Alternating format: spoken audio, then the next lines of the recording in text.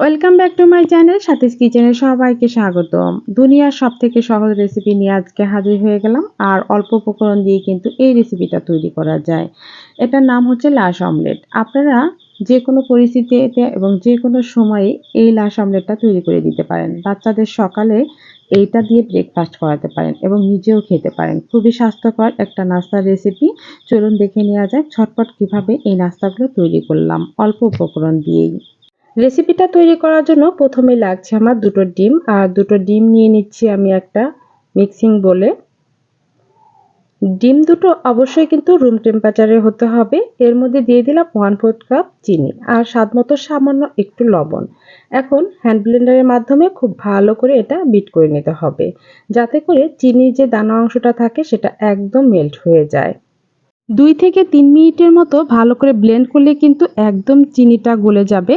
আর এটা কিন্তু একদম আমার রেডি হয়ে গিয়েছে। এখন একটা বাটিতে মেজারমেন্ট করে নিয়েছি যে ডিমের অংশটা কতটুকু হলো।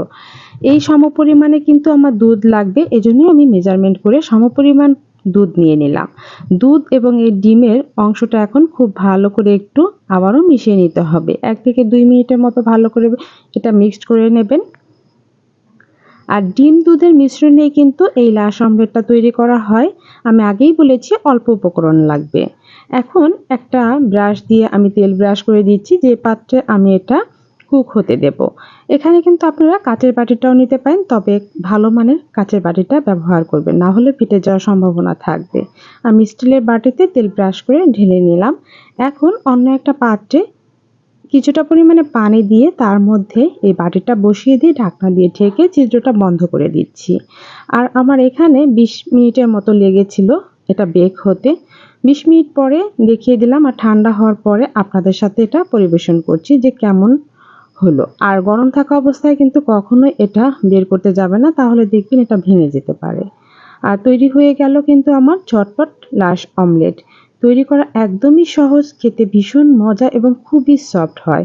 বাচ্চারা তো খুবই সহজে এটা খেয়ে নিতে পারে এবং সবাই কিন্তু অনেক পছন্দ করে।